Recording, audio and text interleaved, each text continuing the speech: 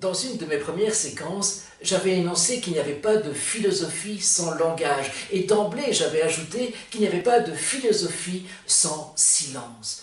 En effet, c'est le silence, c'est la solitude qui nourrissent effectivement cette philosophie, cette réflexion, cette introspection sur soi-même. J'avais même énoncé, souvenez-vous, le poème de Julius Bocarne, Le chanteur du silence. Les orientaux ont beaucoup de choses à nous apprendre au sujet du silence. Voici ce qu'on pourrait dire de Bouddha lui-même.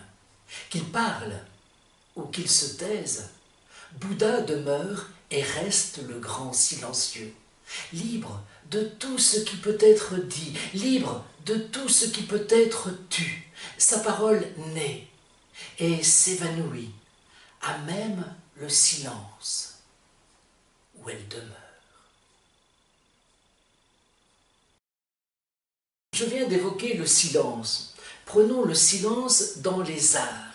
Il me semble que le poète est quelqu'un qui, à travers ses mots, tente de dire essentiellement le silence, son silence intérieur. Il me semble que l'artiste, c'est quelqu'un qui va tellement profondément en lui-même que non seulement il se retrouve lui, mais il trouve aussi l'humanité et finalement l'universalité, la condition humaine de toute éternité. Et c'est pour ça qu'une œuvre, au-delà du temps, au-delà de l'espace, peut nous parler, parce qu'elle renvoie aussi à notre propre silence, à notre propre solitude.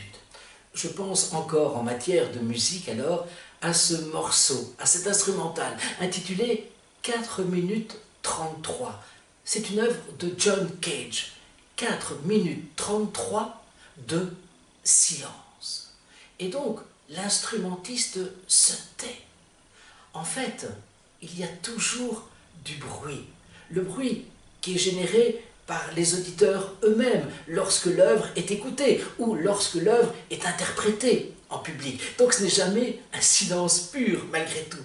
Cette œuvre est composée de 3 mouvements et en fait il est indiqué, c'est la seule annotation, taquette, c'est-à-dire il se tait. Et c'est le terme qui est utilisé pour dire à un instrumentiste justement qu'il doit se taire, qu'il doit rester silencieux jusqu'à la fin du mouvement. Troisième et dernier exemple, le potier. En matière de céramique, en matière de poterie, eh bien peut-être que certains potiers, en tout cas, veulent tenter de cerner, d'appréhender le vide, le silence. Et je pense au verre céladon des orientaux, justement, que certains potiers, ici aussi en Belgique et en Europe, tentent de cerner, d'appréhender.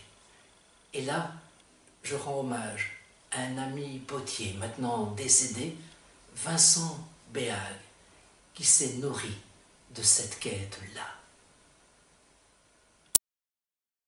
Et je suis naturellement d'accord avec la proposition selon laquelle le silence qui suit l'écoute ou l'interprétation d'une œuvre de Mozart ou du Bach, c'est encore du Mozart et du Bach, parce que c'est un silence plein justement, un silence modelé, façonné, pétri, rempli de tous ces sons, de toutes ces notes que l'on a entendues au préalable.